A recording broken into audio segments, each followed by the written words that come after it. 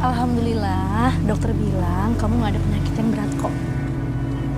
Ya udah, Mbak kan mau tebus dulu obatnya, jadi kamu tunggu di mobil aja ya. Iya Mbak. Yuk, Mbak anterin ke mobil.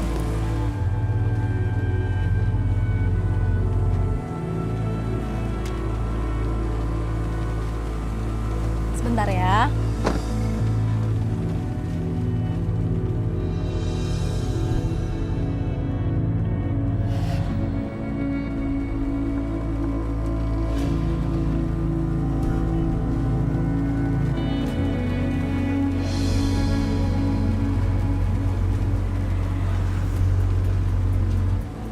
Yudi.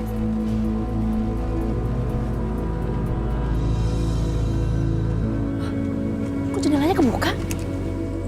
Aisyah? Hah? Aisyah? Astagfirullahaladzim. Aisyah kemana? Aisyah?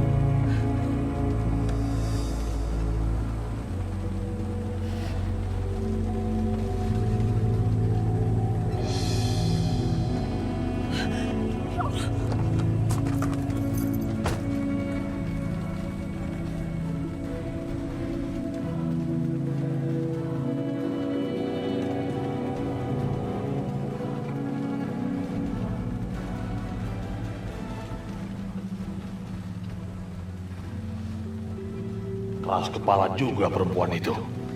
Awas, kuhabisi kamu nanti.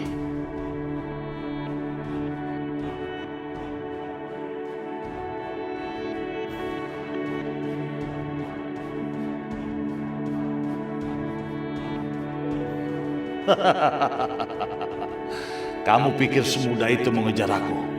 Perempuan bodoh.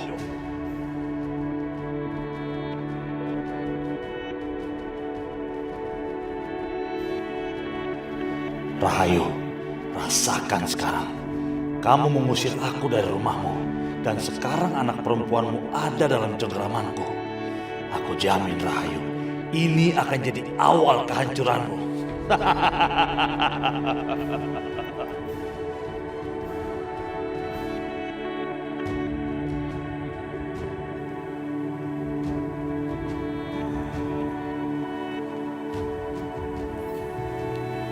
Ibu kangen sekali sama Amir kakakmu.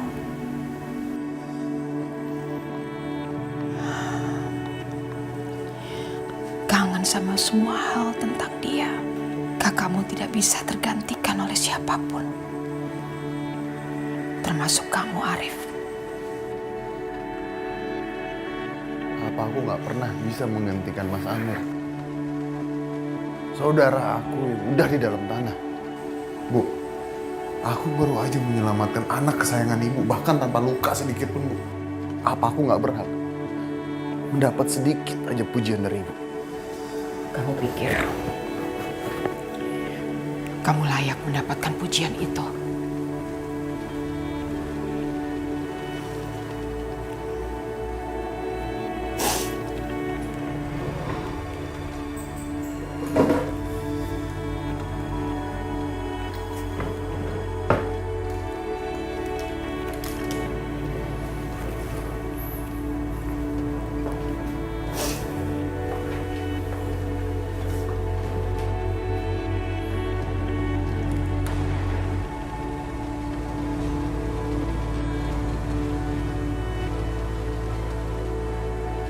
Ambil peluru itu. Ambil.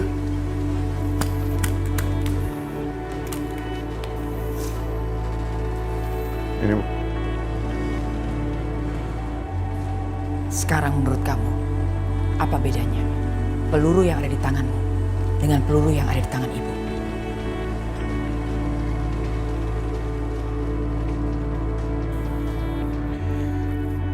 Yang satu masih bisa dipakai untuk dan yang satu enggak.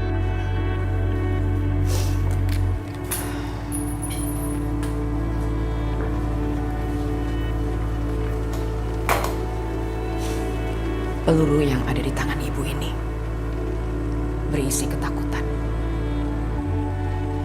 Ketika peluru ini ada di dalam pistol, semua orang akan takut. Tapi setelah peluru ini ditembakkan, tidak ada ketakutan lagi. peluru ini sudah tidak ada gunanya. Itulah perbedaan kamu dan kakakmu Amir. Amir kakakmu tahu betul bagaimana memelihara ketakutan pada orang-orang. Kamu tidak.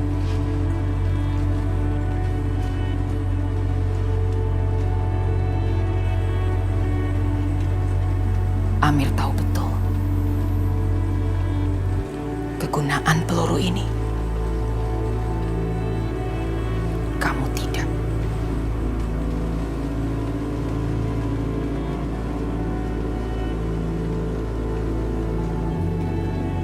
Bu, apa maksud Ibu? Bisma menculik Restu. Lalu kamu membalasnya dengan menculik Mila. Lalu kamu menukar Mila dengan Restu. Saat itu, sama sekali bukan kemenangan buat keluarga kita. Justru itu sebuah kerugian buat keluarga kita. Orang-orang di kampung ini jadi tahu bahwa mereka bisa bernegosiasi dengan keluarga Rahayu. Mereka tidak takut lagi pada keluarga kita. Jadi menurut Ibu, di situasi seperti kemarin, aku harus ngapain? Seharusnya kamu binasakan anaknya Bisma.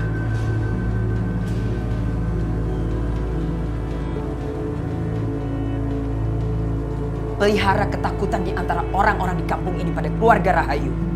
Pada detik kamu menukarkan Restu, detik itu juga kamu binasakan anak Bisma. Itu memberikan pesan, mereka jangan macam-macam dengan keluarga Rahayu.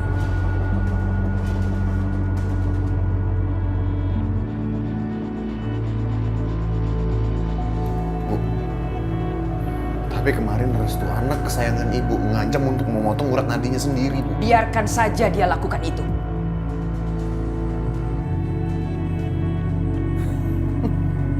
Apa aku nggak salah dengar, Bu? Ibu rela kehilangan anak kesayangan Ibu sendiri.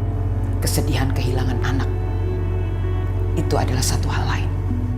Tapi memelihara ketakutan pada orang-orang itu adalah hal yang lain lagi.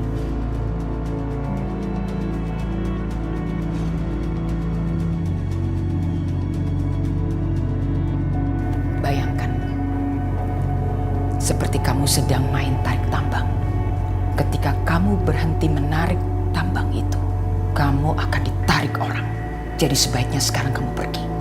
Buat keluarga Ningrum mempunyai rasa takut lagi terhadap keluarga kita.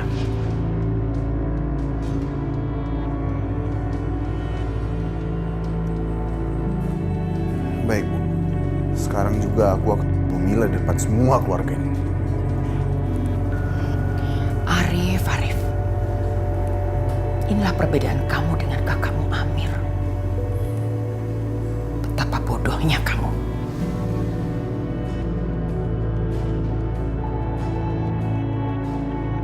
Seharusnya tadi malam kamu lenyapkan anak Bisma itu. Bukan sekarang. Sekarang yang seharusnya kamu lakukan adalah kamu ambil anak Bisma itu. Jual pada orang lain. Supaya Bisma tahu bahwa anaknya masih hidup. Tapi dia tidak bisa menyentuhnya.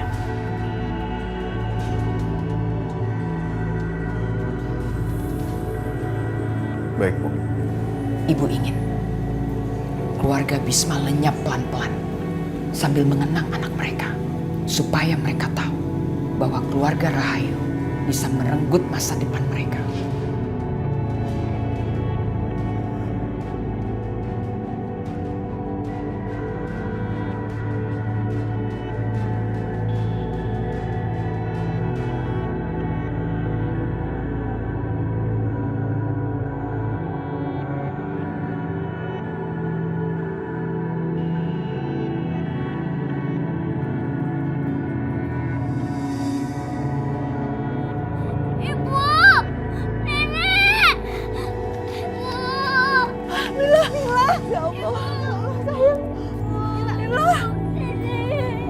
Ya Allah sayang.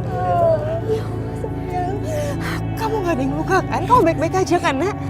Ya Bu, Mila baik-baik aja Bu. Apa yang kamu pikirkan, Bisma? Mengambil langkah yang bodoh seperti ini. Menculik anak Rahayu. Lihat balasannya. Mila diculik. Untung gak apa-apa. Kalau sampai terjadi sebaliknya gimana? Bu, terus aku harus bagaimana? Diam aja. Diam aja melihat Bu Rahayu setiap hari memikirkan cara untuk menyiksa Aisyah di rumahnya. Iya, begitu. Tapi lihat akibat perbuatan kamu. Untung Allah masih melindungi Mila. Kita nggak pernah tahu apa yang dilakukan keluarga itu. Bahkan ke anak kecil pun dia tega. Bu, sabar Bu. Apa yang dilakukan sama Mas Bisma? Karena Mas Bisma itu sangat peduli sama kita semua. Kamu gak boleh mendukung suamimu seperti itu. Dia malah membuat ide yang bodoh. Ibu tahu siapa Rahayu. Kalau kita mengusik keluarga Rahayu, sama aja kita mengadu-adu sanak tawon. Ibu Rahayu tidak akan pernah berhenti. Sebelum lawannya mati, baru dia puas. Bu, dengar aku dulu. Aku sudah merencanakan semua ini. Kalian akan aku bawa ke tempat aman. Dari kemarin kamu bilang kita ke tempat yang aman. Di mana? Aku akan membawa kalian ke rumah Vita dan Firman. Aku akan bawa kalian ke sana. Dan aku akan kembali lagi ke desa ini. Tapi Mas, kenapa kita harus ke sana? Aku nggak bisa meninggalkan desa ini tanpa Aisyah. Aku harus menyelamatkannya.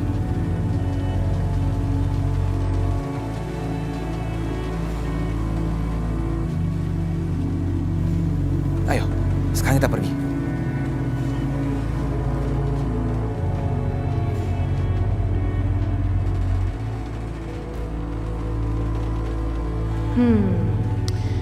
Dia sudah pulang tanpa Aisyah. Rencanaku berhasil. Tinggal aku lanjutkan ke rencana berikutnya. Restu celaka banget ini Restu. Kenapa lagi, Mbak? Aisyah. Kenapa dengan Aisyah? Tolong katakan sama aku, Mbak. Jangan bikin aku cemas. Aisyah diculik Restu. Siapa yang menculik Aisyah? Aku nggak tahu siapa penculiknya. Di mana tempat kejadiannya? Jadi tadi tuh aku ke klinik kan. Aku nganterin Aisyah ke dokter. Aku bilang Aisyah tunggu di mobil aja karena aku mau tebus obat. Tapi begitu aku balik ke mobil, keadaan mobil jendelanya sudah terbuka dan Aisyah udah nggak ada. Aku cari-cari Aisyah nggak ada. Apa mungkin Mas Bisma yang melakukannya? Bisma. Bisma nggak mungkin. Aku nggak ngeliat muka Bisma di situ. Dan Bisma juga nggak punya mobil itu. Tapi aku lihat mobil itu mengarah ke arah kota. Ya Allah, siapa orang itu? Terus Mbak lihat nggak plat mobilnya? Aku nggak lihat plat nomornya. Karena plat nomornya itu kena lumpur, Res.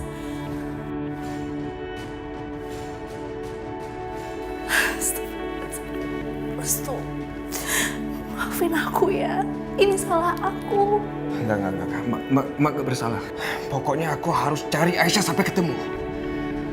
Semoga gak terjadi apa-apa sama dia. Iya.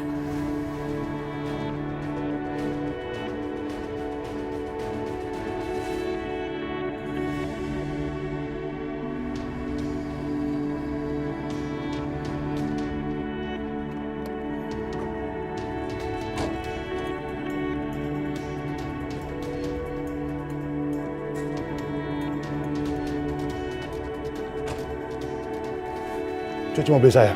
Siap, Bos.